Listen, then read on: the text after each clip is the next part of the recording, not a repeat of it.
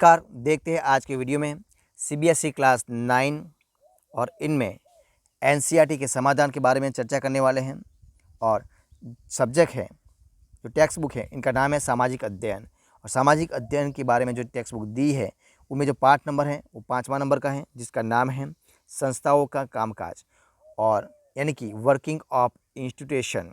और इन्हीं में जो पाठ्य पुस्तक से प्रश्न अभ्यास है रिलेटेड उनके बारे में चर्चा करने वाले हैं, यानी कि उनका सॉल्यूशन करने वाले हैं वीडियो में। तो वीडियो को जरूर देखना। स्टार्ट करते हैं वीडियो को। देखिए सवाल नंबर एक आपके सामने। देखिए क्या है, अगर आपको भारत का राष्ट्रपति चुना जाए तो आप निम्नलिखित में से कौन सा फैसला खुद कर सकते हैं। तो इनमें से जो आपके सामने ऑप्शन दिए उनमें से आंसर सही क्या हो जाएगा, दोनों सदनों द्वारा पारित विधेयक पर पुनः विचार के लिए कह सकते हैं कि ग ऑप्शन सही आंसर हो जाएगा। अब देखिए दूसरा सवाल क्या है कि निम्नलिखित में से कौन राजनीतिक कार्यपालिका का हिस्सा होता है। तो वह गृह मंत्री, यानी कि ग। आगे देखते हैं, न्यायपालिका के बारे में निम्नलिखित में से कौन सा बयान गलत है। तो क गलत है, यानी कि संसद द्वारा पारित प्रत्येक कानून को सर्वोच्च न्यायालय की मंजूरी की जरूरत होती है। आगे देखते हैं, निम्नलिखित में से राजनीतिक संस्थाओं में से कौन की संस्था देश के मौजूदा कानून में संशोधन करती है। तो कौन है, वो है संसद। संसद प्रश्न है, क्या है, संसद एक प्रश्न है, उत्तर है, ठीक है। इस प्रकार की आंसर हो जाएगा। अब देखते हैं सवाल नंबर 5, उस मंत्रालय की पहचान करें जिनसे निम्नलिखित समाचार जारी किया होगा। देखते हैं हम इसका सीधा आंसर देखते हैं, आपके सामने रखते हैं।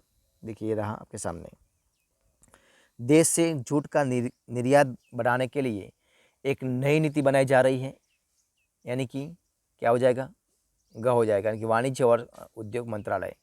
ख, ग्रामीण इलाकों में टेलीफोन सेवाएं सुलभ कराई जाएगी, यानी कि संचार और सूचना प्रौद्योगिकी मंत्रालय।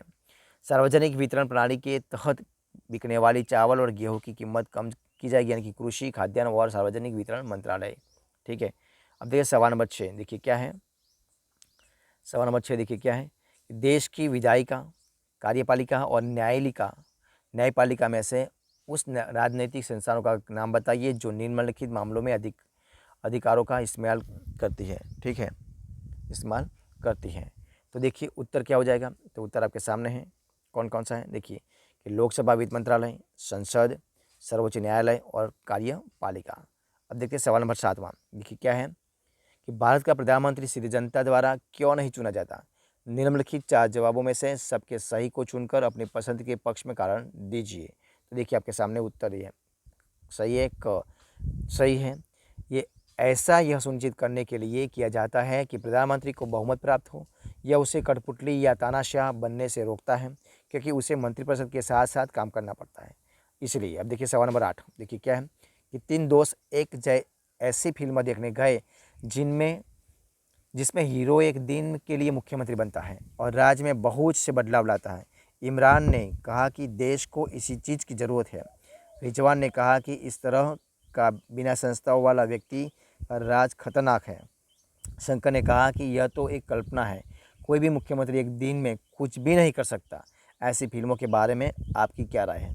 तो आंसर है, ऐसी फिल्म अव्यवहार्य तथा अलौकिक तांत्रिक है।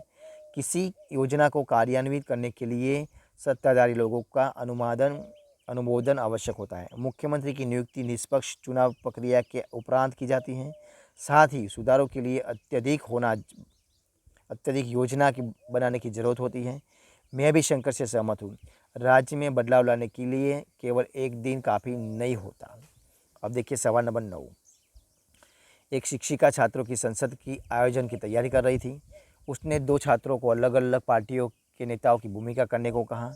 उसने उन्हें एक विकल्प भी दिया, यदि वे चाहे तो राज्यसभा में बहुमत प्राप्त दल की नेता हो सकती थी, और अगर चाहे तो लोकसभा के बहुमत प्राप्त दल की। अगर आपको यह विकल्प दिया जाए तो आप क्या चुनेंगे और क्यों।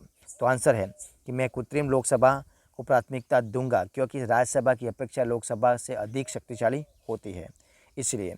अब देखिए, कोई भी सामान्य बिल दोनों सदनों द्वारा पास किया जाना आवश्यक है, किंतु लोकसभा के सदस्यों की संख्या अधिक होने के कारण बहुमत का निर्णय मान्य होता है। दूसरा पॉइंट, वित्तीय मामलों में लोकसभा की शक्ति अधिक होती है। वित्तीय बिल केवल लोकसभा में पेश किए जा सकते हैं। देश के प्रशासन को चलाने के लिए सारा धन लोकसभा द्वारा ही प्रदान किया जाता है।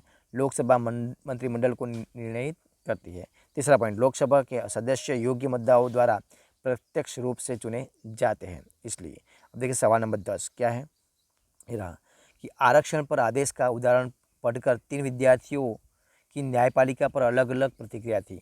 इनमें से कौन सी प्रतिक्रिया न्यायपालिका की भूमिका को सही तरह से समझती है? तो देखिए उत्तर है आंसर, न्यायपालिका की भूमिका के बारे में अंजय का विचार सही है, यानी कि अंजय का कहना है कि न्यायपालिका स्वतंत्र है क्योंकि वह सरकार के आदेश के खिलाफ फैसला सुना सकती थी। सर्वोच्च न्यायालय ने सरकार को उसमें संशोधन का निर्देश दिया था, ये सही है। ठीक है, तो इस प्रकार हम इस वीडियो को इधर खत्म करते हैं। अगर आपको इस वीडियो पसंद आया तो वीडियो को लाइक कीजिए, कमेंट कीजिए, आपके दोस्तों में शेयर कर दीजिए और लास्ट में आपने अब तक इस चैनल को सब्सक्राइब नहीं किया तो उनको सब्सक्राइब करना मत भूलिए। मिलते हैं ऐसे एक नए वीडियो में, तब तक बने रहिए। जय हिंद, जय भारत।